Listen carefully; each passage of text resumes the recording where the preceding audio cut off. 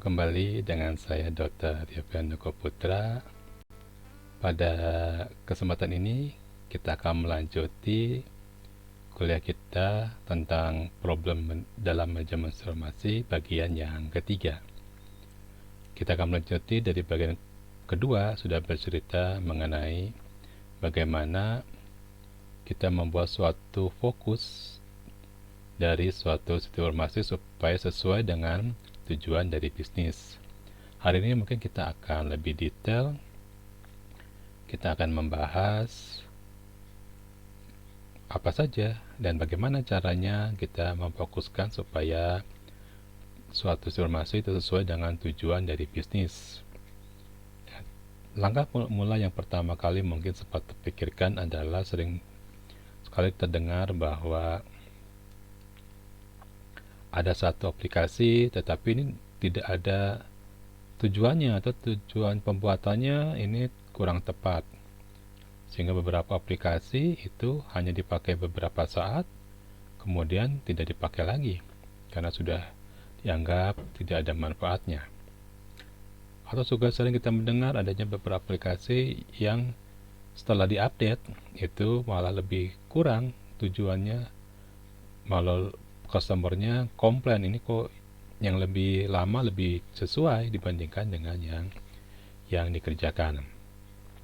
Sebelum kita fokus ke sana, di sini saya akan mengulangi kembali mengenai tujuan dari sistem informasi yang sudah diceritakan di kuliah yang pertama. Kalau kita lihat yang namanya informasi tersebut itu ada dua bagian operasional dan bagian yang mendukung operasional dan bagian yang mendukung manajemen. Yang bagian yang mendukung operasional di sini tujuannya pertama adalah tentunya untuk proses operasional, proses transaksi, jual beli, proses manufaktur, pembuatan produk, di sini supply chain management atau rantai pemasok, di sini merupakan salah satu yang didukung. Kita membuat sistem bagaimana mencari barang di supplier yang tepat, kemudian manufakturnya bagaimana, orangnya siapa, sampai dikirimkan ke gudang bahan jadi. Juga ada sistem kolaborasi antar perusahaan, kolaborasi dengan perusahaan sejenis atau dengan anak perusahaan atau dengan pihak ketiga, dan beberapa proses lainnya yang dibuat sistemnya. Misalkan proses untuk menggunakan informasi sebagai kekuatan kompetitor, memiliki daya saing, kemudian untuk memprediksi, ya macam-macam lah.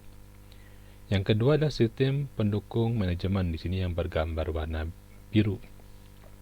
Ini kita sudah ceritakan di bagian kuliah kita yang pertama, yaitu ada suatu sistem manajemen sistem informasi yang merupakan bagian dari sistem yang mengambil data, baik data lama maupun data umpan balik dari suatu proses yang digunakan atau menghasilkan informasi yang dapat digunakan untuk sistem-sistem di sebelah kanannya. Sistem pendukung keputusan, sistem informasi eksekutif, sistem buat melakukan proses efisiensi, nah macam-macam. Kalau ini semuanya digabungkan baik operasional maupun yang manajemen, maka akan menghasilkan suatu sistem yang menghasilkan profit dengan cara sistem kepakaran, sistem manajemen pengetahuan, sistem informasi strategis, sistem bisnis fungsional yang khusus, yang tujuannya menghasilkan profit menggunakan berbagai macam ide. Ada ide yang menggunakan memanfaatkan manajemen pengetahuan, misalkan mencari supplier terbaik, mencari order-order terbaik, memprediksi kredit macet, macam-macam lah. Jadi kedua sistem ini bergabung untuk pada level yang lebih tinggi. Jadi kalau yang level top management itu ada di lapisan, gambarnya di lapisan bawah. Expert system, knowledge management system, strategic system merupakan bagian strategis. Sedangkan bagian operasional ini di bagian manufaktur, di bagian manajemen paling bawah. Manajemen merupakan bagian middle-nya, di antara yang top dan di antara bagian operasional yang paling bawah. Itu adalah idenya. Apa yang dikejar dari dua proses ini, kita akan lihat apa saja sih yang menjadi target pengejarannya. Tentunya operasional yang dikejar itu adalah yang namanya efisien ya. Jadi efisien menggunakan sumber daya yang tepat, maksudnya di sini dengan cost yang tepat tentunya. Di sini kita lihat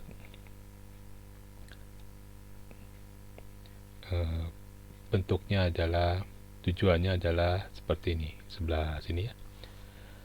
Jadi tujuannya kalau di operasional support system itu mengejar efisiensi ya, mengejar suatu sistem yang dapat terkontrol, dapat teramati, controllable and observable. Kemudian mendukung adanya komunikasi antara setiap bagian di operator tersebut dan kolaborasi, dan mengupdate setiap database dari perusahaan. Sedangkan bagian manajemen support system yang berada di tingkat manajemen bagian tengah itu menyediakan informasi untuk proses yang ada di atasnya dan berikan bentuk-bentuk yang bersifat adalah sudah semi-structure, semi-terstruktur. Kemudian memberikan suatu laporan secara komputer langsung kepada manajer untuk pengambilan keputusan. Itu merupakan tujuan dari kedua sistem tersebut. Kemudian kalau ditanyakan misalkan bagaimana caranya ya supaya suatu sistem itu bisa sesuai. Karena kenapa begitu? Karena kita adalah orang sistem informasi. Kita kalau membuat sistem yang tidak terpakai, itu adalah pemborosan. Membuat sistem yang 1-2 kali pakai kemudian tidak dipakai lagi, itu sudah pemborosan. Orang lain mungkin tidak peduli, karena bukan bidang dia, sedangkan bidang kita adalah mengolah, memanage suatu informasi supaya perusahaannya langgeng, kalau bisa sistemnya juga adaptif dan dapat dikembangkan. Jangan sampai perusahaan bertambah besar, sistemnya berganti terus-menerus. Itu akan terjadi pemborosan dari sisi cost, dana, waktu, dan sumber daya. Itulah tujuan dari mata kuliah manajemen sistem informasi ini. Salah satu caranya adalah dengan menggunakan suatu teknik dasar, yaitu pemetaan. Pemetaan antara fungsi sistem dengan aplikasinya. Kita akan memetakan kalau aplikasinya apa, maka fungsi sistemnya itu apa saja. Nah, itu cara yang paling mudah. Di sini saya buat tabel. Misalkan kalau kita lihat, kita cermati tabel ini ya. Yang pertama adalah fungsi dari sales marketing system. Pekerjaannya adalah menawarkan barang, mencari customer, mempromosikan barang. Maka dia akan butuh satu sistem yang bisa membantu dia melakukan promosi, membantu melakukan komunikasi antar sales. Seandainya misalkan sales dibebaskan memberikan harga kepada customer, maka yang setidaknya yang dia pegang adalah harga pokok, harga dasar. Kemudian jika seandainya salah satu area, sehingga tidak bertemu satu area dikelola oleh dua sales, tidak terjadi bentrokan atau konflik, maka akan lebih bagus jika kita membuat sistem yang bisa mengetahui area ini siapa yang pegang salesnya. Kemudian jika fungsinya adalah untuk membantu di manufaktur berarti pekerjaannya apa, aktivitasnya? Membeli barang dari supplier, mencari supplier yang sesuai, yang bisa memenuhi dalam waktu yang ditentukan, pengirimannya juga tepat, kualitasnya juga tepat. Kemudian dibawa ke pabrik, dari pabrik dibuat sesuai dengan mesin yang tepat, penjadwalan yang tepat, dan selesai dimasukkan dan dikirimkan ke gudang bahan jadi. Maka kita akan membutuhkan satu sistem, minimal adalah enterprise resource planning. Kita membutuhkan satu sistem yang bisa membeli bahan baku, melihat kemampuan dari sistem, sampai sistem tersebut yang menjadwalkan bagaimana waktu produksi dan bagaimana proses dari inventory pengiriman barangnya ke gudang bahan jadi. Nah, seperti itu.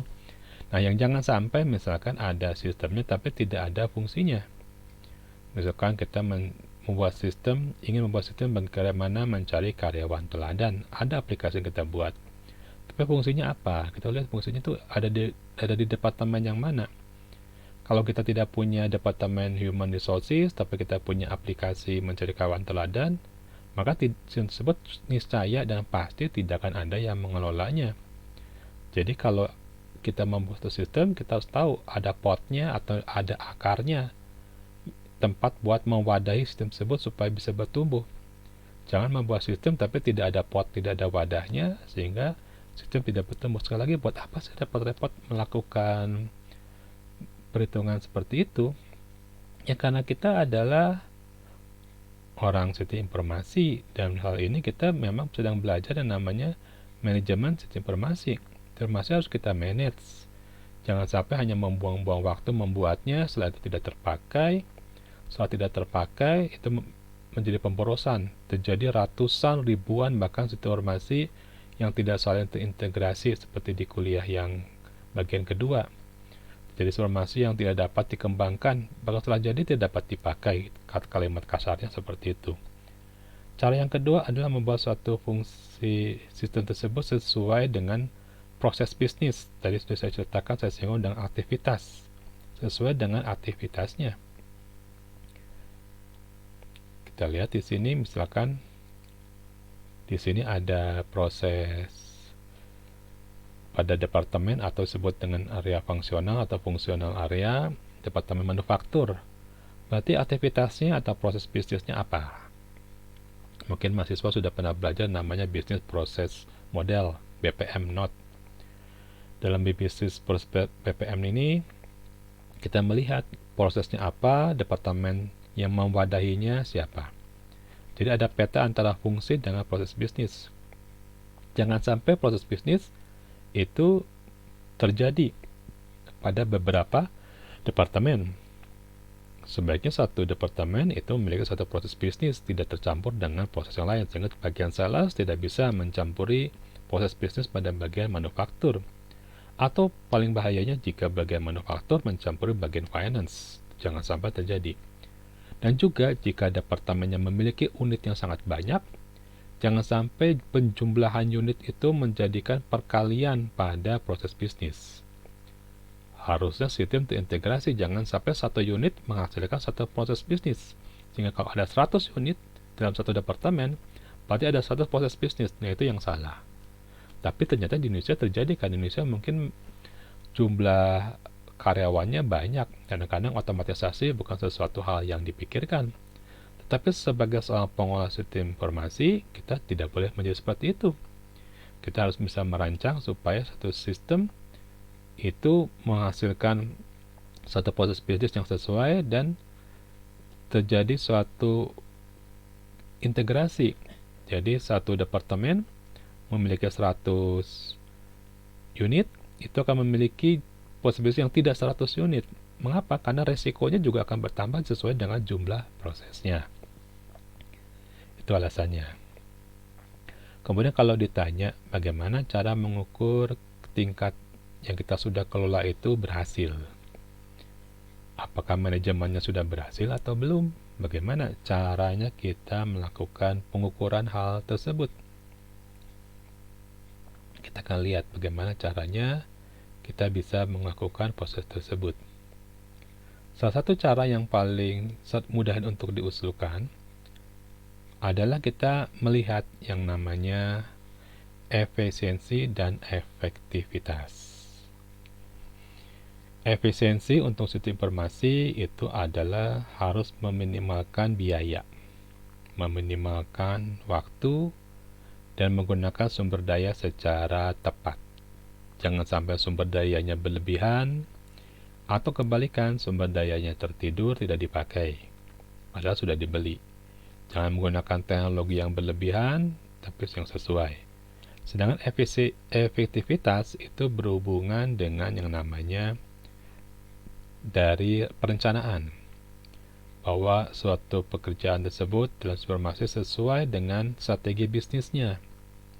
Sesuatu yang dikerjakan sesuai dengan strategi bisnis dan hasilnya terukur, itu yang disebut dengan best practice. Nanti kalau di dalam kerangka kerja COVID ada nama best practice. Itu adalah sesuatu strategi yang terukur menghasilkan juga hasil yang terukur.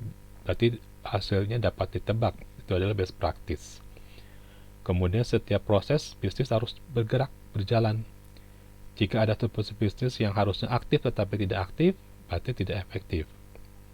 Misalkan proses bisnisnya adalah proses untuk quality assurance, bekerjasama dengan quality control.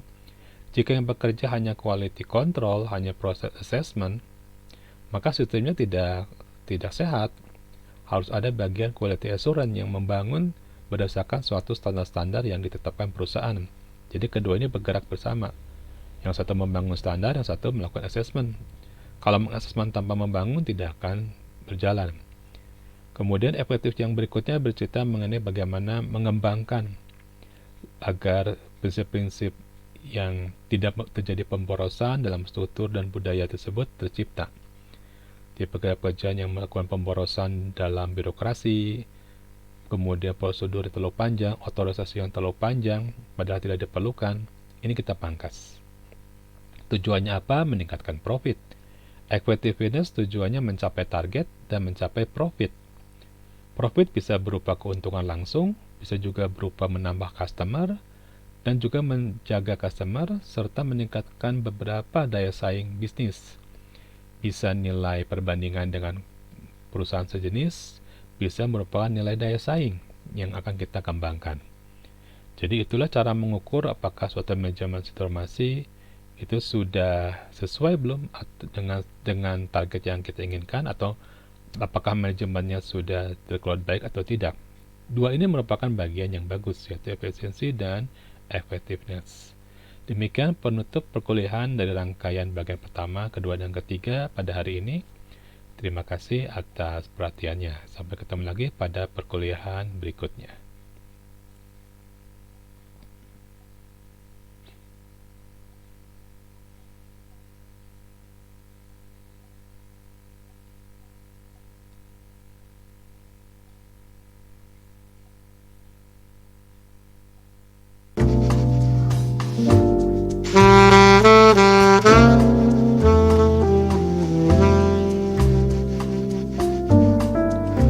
Thank you.